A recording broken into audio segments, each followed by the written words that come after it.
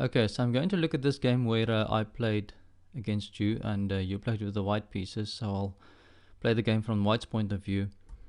I'll go through the moves, and whenever there's something that I think I can comment on, I will do that.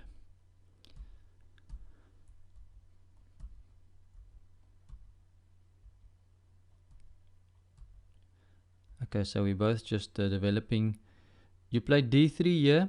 Maybe it would be better to play d4 right away, because I see after I played knight c6 you play d4 in any case. And basically what happens there is you lose time. And time is very important in chess. So you want to try to achieve your objectives as quickly as possible. And playing d4 right away instead of playing d3 instead of d4 would have been much better, because you would have saved yourself some time. Now basically black gets ahead in development because you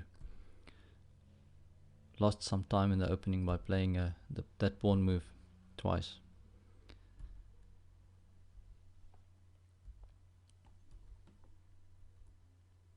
Okay, this is this move, knight to e2, is a mistake that I often see people make. What happens is you look at the move and you see where you want to go, but you forget the current role of the piece. Before you move a piece, you should always think about the current role. The current role of this piece is to protect the pawn. So this is something very important. You shouldn't try to learn too much from every game. Just learn one or two things. And if you can learn this, that you must look at the current role of a piece before you move it, then you've already learned a lot. Because it's a mistake that I see quite often many people make. So after you move the knight, the e4 pawn is unprotected.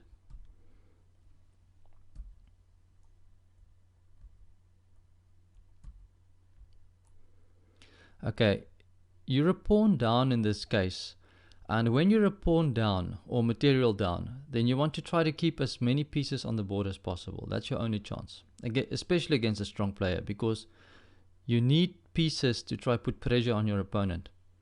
Now what often happens, particularly when you're playing against a stronger player, is you feel pressure, and because you feel pressure you want to exchange down as many pieces as possible.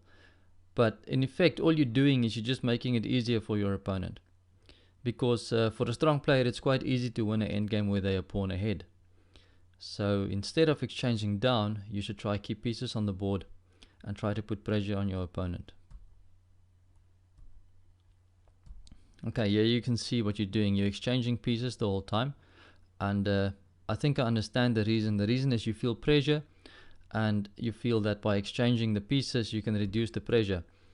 But actually that's not quite true, because what's happening is we're just getting closer to an end game where you don't stand much of a chance. Okay, rook d1. You'll see here that I don't exchange rooks.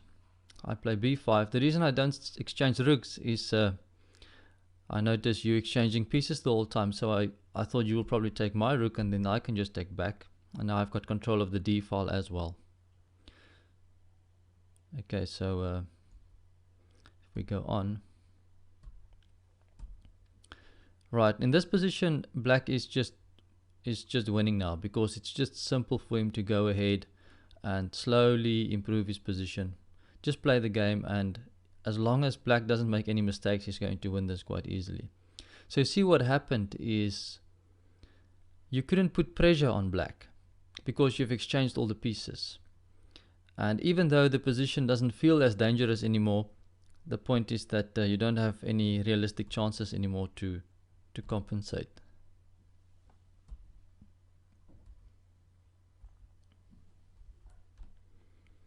Okay, so at this stage I'm ahead with a significant amount of material, so it makes sense for me to just exchange some of the remaining pieces and then start pushing my pawns to get a new queen.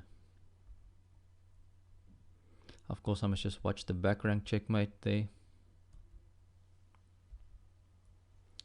And now I can exchange the rooks. And basically white doesn't have any active chances here, so black is just going to push the pawns and is going to win the game. So to summarize, two things. The first thing is have a look at when you move a piece. Think about the current role of the piece before you actually move it, because when you move a piece, its role changes, and maybe you're leaving something undefended, and that's some type of mistake that you will have to look out for. And then the other thing is, even if you're playing against stronger players, and even if you feel the pressure, don't exchange pieces unless it's in your favor. Rather put pressure on your opponent and try to force him to make the exchange. It's usually in your favor if you can force your opponent to make the exchanges first. Okay, so I hope you learned something from this lesson, and good luck with your next game. Cheers.